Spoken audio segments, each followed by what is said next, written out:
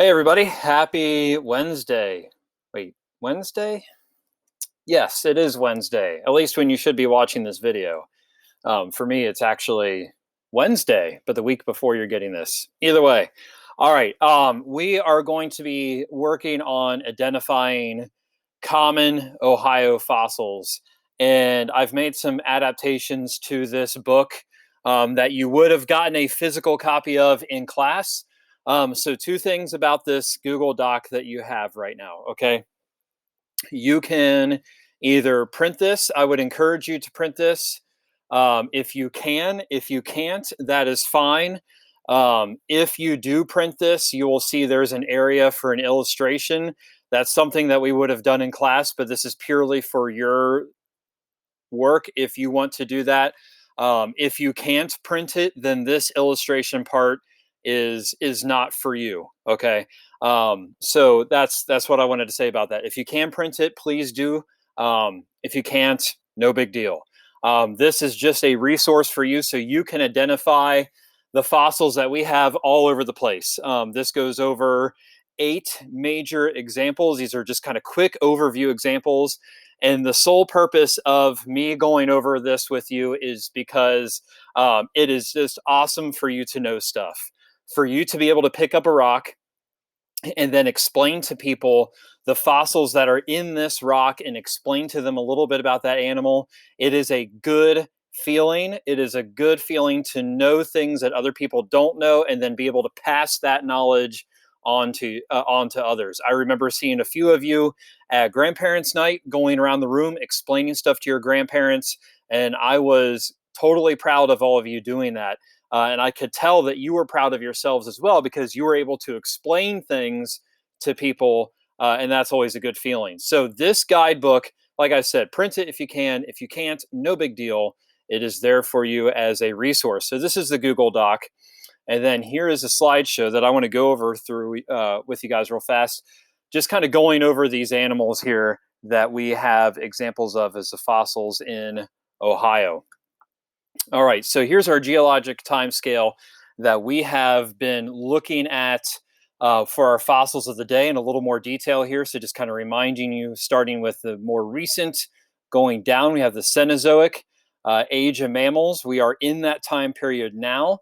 It is broken down into these periods, and each of these are broken down that way because of the life that we see in those in that fossil record or the evidence of animals that are alive at the time. Sorry.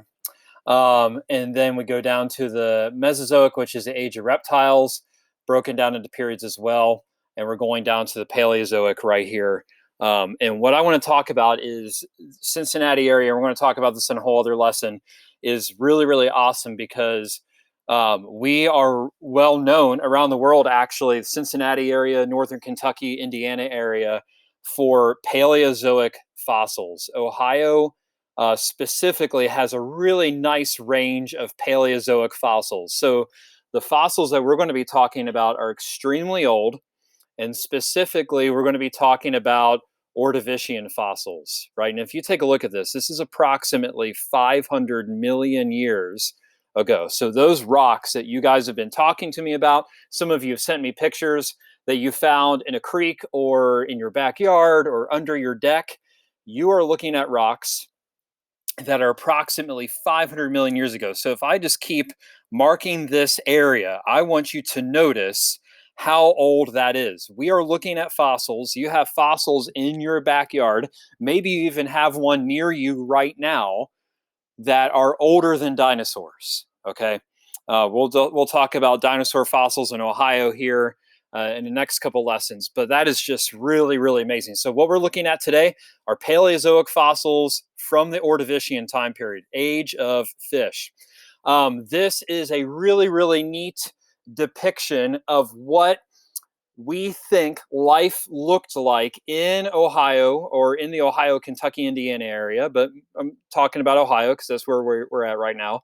Um, this is a neat idea, and this is a good idea of what things looked like in Ohio about 500 million years ago. So I'm just going to give you a little bit of time here. You could pause it if you'd like to look at this, take a look at the different details about it, like this animal here, these animals here, these guys right here, here, here. There's a lot. This one right here. So just take a look at that. We're going to learn more about these animals. All right, here we go. So first thing, this is in your book. These are brachiopods, okay? Brachiopods, you're going to see them as fossils that look like this. They have a really defined and noticeable ridge down the middle like that, and they kind of clamp down. They kind of lock into place. These are similar to clams, but they had much harder shells. We know that because we find better preserved brachiopod fossils than other clam-like animals. And when they were alive, here's an artist's drawing of them. Based off of what we know about them from the fossil record, is that they had this little opening here where a stalk would come down and attach them to the ground. So these were animals that would live in the ocean and filter food, very similar to how clams do today, where they would suck in the water and then they would filter out the food from that water and kind of just spit the water back out. So think of them as like aquarium filters, but instead of just trapping all the gunk with a sponge like my aquarium filter, they would eat that, right? And they would filter out the food from the water that they needed. So when you see a brachiopod fossil, you're going to look for those lines. You may even see some ridges depending on how well preserved the fossil is. Here's an example of one where it's flipped over upside down, and you can kind of see what would have been the inside of that. Next one is bryozoa, or bryozoan if it's more than one. And if this is a picture right here of a sample that I found in my mother-in-law's creek, there's a few other things that are mixed in here, but I want you to kind of notice this part right here. So bryozoan are going to look like basically little tree branches. So if you ever see a fossil or fragments of one like this is bryozoan fossils that are found out of the rock or out of the matrix. This one is included in it. That's what it would look like. And basically, when these things were alive, this is a picture of modern day coral. These things were not too different from modern day corals. So if you take a look at this current day coral, living coral now, and you can imagine these pieces breaking off, it looks very similar to what we see there, right? Or see these branches here. Now, I'm using air quotes when I say branches, right? So bryozoan, very similar to coral, they would have had these little tiny openings, these little tiny pores. And this is not actually the living thing. The living thing, the animal itself, lived inside of those little openings and just created this branching structure as a support system, kind of like a skeleton. All right, and the next one, snails and gastropods, gastropods. Here's a picture of a snail or a gastropod fossil that I found that was pretty well preserved. You can see the lines in here where it spirals through. Some good detail on that. Here's another one where you can see an impression of a gastropod fossil where that animal fell into some mud and the shell rotted away, but it left the impression in the mud, and this muddy sand hardened into rock. Here's another example of gastropod fossils where the mud filled the shell of the snail after it died, and the soft part of the snail rotted away. The shell rotted away, but the mud hardened into stone. And what's neat about snails and gastropods is we still have them today. So here is a modern day snail gastropod. And you can take a look at this shell and you can look at this fossil shell right here. There's really nothing different about them. So some of these animals we're going to talk about are still around. They look different, but they're still around today. Whereas some of these animals we're going to talk about are totally extinct. So gastropods are just snails. All right, bivalves. Bivalves are very similar to brachiopods, but their shells were much thinner and they don't preserve as well. So I want to show you a few of them. This, if you look closely, you can kind of see the faint outline of this bivalve right here. Okay, so if you think about it, if you've ever seen a shell on the beach, this is a modern day bivalve, extinct bivalve, right here. Modern day bivalve, extinct bivalve. Now I put the circles around here because these bivalves were included with some other extinct animals. Here's another bivalve right here. So these shells were thinner. We can tell that by how they made impressions in the sand and in the mud.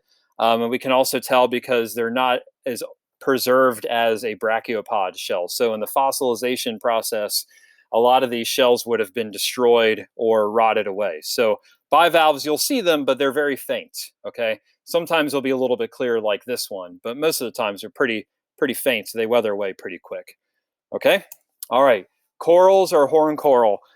This is the one where I always feel really bad um, for kids sometimes. So if you've ever seen something like this and think that it looks like a tooth, you're not mistaken in thinking that it looks like a tooth. But this is where I feel bad as a teacher, because I've had a lot of kids come up to me and say, and they're super excited because they were looking in a creek and they found a fossil and they immediately think that this is a dinosaur tooth. And then there's part of me that wants to just go along with them and say, yeah, that's cool, you found a dinosaur tooth. But then the other part of me is like, no, I'm a teacher, it's my responsibility to tell kids the truth. That's not a dinosaur tooth. So if you ever found one of these and thought it was a dinosaur tooth, I hate to break it to you, but it is not, right? So this is normally how you'll see them. These are kind of rare to find in our area. There are some places in Indiana that I've gone to where I found them all over the place. It kind of depends where you go. Sometimes you will find them in the rock like this. But when they were alive, this is a model of what we think they looked like when they were alive. They would have been attached to the ground in the ocean, a rock, or a rocky area would have been a good place for them to attach. And then the animal would have come out of the top and would have been a filter feeder. So think about, if you know what a sea anemone is, that's a good example to think about what these things would have been like. And if you don't know what a sea anemone is, think about in Finding Nemo. That's the thing that Nemo and his dad were living in. So horn corals, they're not dinosaur teeth, although they definitely look like it. They were much older than that, 500 million years ago, long before dinosaurs. But these neat little filter feeding animals that lived in the ocean. So if you can imagine, this is kind of like the open cavity. I mean, it's solid now, where the animal would have been living, and these neat little tentacly looking things, that's a word I just made up, would have been coming out of the top and filtering the food out of the water. All right, trilobites. All right, so this is a picture of a trilobite here. This is a full body trilobite or trilobite. You'll hear people pronounce it different ways. Unfortunately, I did not find this one. I've only found fragments of trilobites. This is found by my mother-in-law, and it was included in this rock, and she gave it to me as a birthday present, which I thought was super cool. You can see here, look, there's a little piece of bryozoan right there. So you can kind of see that little tree branch looking thing. That's the bryozoan, the coral. Here's another one right here. Okay, but sidetracking myself. So trilobites, they are really neat. They're an animal that spanned all over the world, changed and evolved into all sorts of just really bizarre looking body shapes and sizes. Some of them were quite small, some of them were pretty big. But here's another example. So a lot of times what you'll see are these fragments from where the trilobites would have shed their exoskeleton. So we know that they were very similar to modern day horseshoe crabs, modern day insects, where they have the segmented bodies and then the jointed legs. We call those arthropods, by the way. So if you think about little Herbert, my crayfish, and my hissing cockroaches, they are related to each other because they're arthropods. They have segmented bodies, and they have multiple legs and segmented legs. So they have this armored body here. So when you guys were worried a couple weeks ago, when the original little Herbert, when you thought it died, and I shared with you in class about it shedding its exoskeleton because it got too big for it, that's what these animals would have done. So when you see segments like this, like here's one, here's one, here's one, here's another one, here's another one, those are segments of a trilobite exoskeleton shedding. And this one here, since it's all together, this is pretty rare. That's the actual animal. So when they were alive, they would have looked like this, just these kind of, if you were to imagine a pill bug mixed with a crab, you are imagining something that is very close to a trilobite. So that's a good description. Think of a pill bug mixed with a crab. Okay. Crinoid stems. Okay, these guys are really neat. This one here is not in my collection, unfortunately. I really wish it was, because this part here is extremely extremely rare to find. When you see them like this, they are in museums, okay? And if you ever do find one of this quality, you could probably give it to a museum or sell it to them. What you're going to see most of the time is down this bottom part right here, the stem of it. So a lot of times what you'll see are these little round discs, like here's one, here's one, here's one, here's one, here's one, here's one, here's another one, there's another one, there's another one, there's another one, there's another one. You get the idea. So basically, if you see broken little pieces that look like little Cheerio pieces, they are crinoid stems. Because this is an animal, it's not a flower, even though it looks like it. My wife likes to say it's a flower, and then she knows she's just trolling me and giving me a hard time. But it looks like a flower, even when it's alive, but it wasn't. So this stem is the hard part of the body that it's these little discs that would have stacked up. So if you imagine these little Cheerio pieces stacked up on top of each other, would have supported the animal, and this is the actual animal here, the feeding part. The neat thing about so there's the pieces there's pieces there. Okay. The neat thing about crinoids is that they still live in our oceans. This is a modern day crinoid. So as much as this does not look like an animal, it is an animal. So here is that stem. I'm using the air quotes stem there that's supporting the animal. These large feathery appendages or parts sticking out that are filtering food out of the water. So this thing is attached to a rock. It's not going to move around at all. Is this going to feed itself by gathering food out of the water of these feathery little petals, I guess you could say, that come out and then feed it down into the mouth down this way. So modern day crinoid, extinct crinoid right there. All right, cephalopod. This is our last one, I think, if I'm correct in this. Cephalopods are really, really neat. These are probably my favorite ones because I think they're super cool. This is a portion of a cephalopod fossil. And what I think is really neat about this is that some of the pieces are missing. A lot of them are. But it looks neat because you could tell from this stone that when this animal died, it settled into some really smooth, kind of evenly layered mud that hardened into stone around this shell, right? So this is a stone impression of the cephalopod shells. This is not the actual shell, right? I should have said that earlier on, that these are not the actual shells or body parts of these animals. These are stone replacements of that. So where minerals soaked into the shells and took place of them, right? A lot of times you will see cephalopod fossils like this broken into sections. This is actually two different cephalopod fossils that I found that when I was looking at them, I kind of noticed they fit together nicely. So many times you're going to see them broken up like this. Um, when these animals were alive, they would have looked like this. So what we're finding are these really neat cone-shaped shells of this animal that would have been related to a modern day octopus. We have cephalopods alive today. That's a word we use for like an octopus or a squid or a nautilus or a cuttlefish.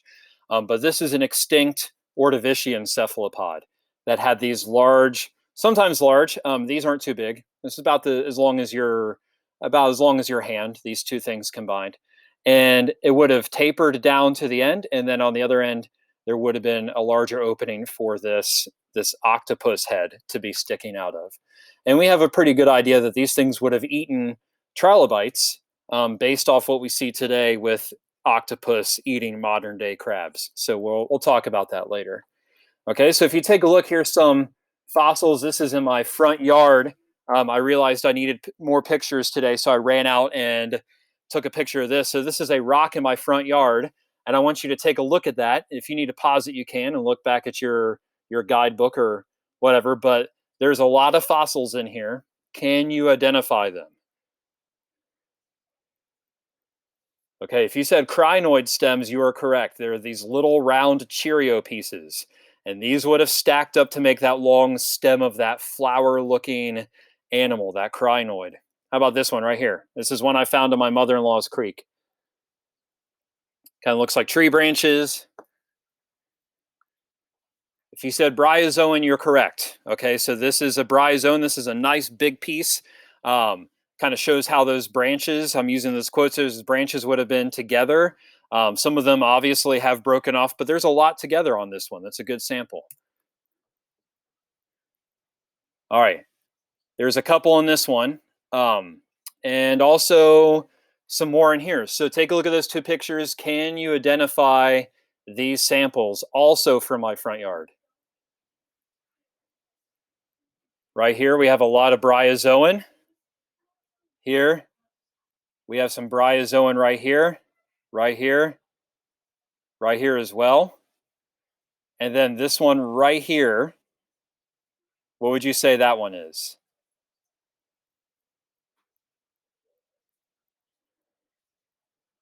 Okay, if you said this is a brachiopod, you are correct. This is a brachiopod fossil right here. Okay, this one's good. This is one sample piece. Do you recognize any fossils out of this sample? Okay, we have crinoid stems, the circular pieces, bivalves. Here's another bivalve. Here's another one. This part right under here, this is the underneath of a trilobite. It's where the little face would have been if you imagine flipping that over and you can see the little face on that. There's a bryozoan down this way. All right, and then this one right here, this is a great shot because there's a ton mixed in here. See if you can identify any of those pieces. Trilobite piece here, here's another one. Oops, sorry. Here's another one. Here's a piece here, here's a piece here, piece here, piece here. There's trilobite pieces all over the place. These little crinoid stems, and you can see a lot of these bryozoan pieces as well. Here's a close-up of that same rock. I think this is probably on the other side. This is a nice bivalve right here. Crinoid pieces. You can see those little round pieces right there. Bryozoan piece.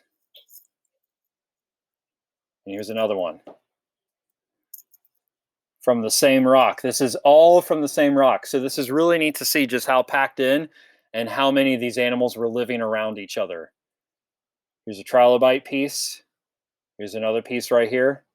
Bivalve piece. More crinoid stems. Bryozoan. So these animals were all living and dying in a very packed in place. And that tells us about the environment of what Ohio was like 500 million years ago to have this many animals in just one small area. This isn't just one big rock. This is in kind of a smaller rock, kind of like the size of a sheet of paper. So this is not in a giant boulder. This is just in one rock that I found.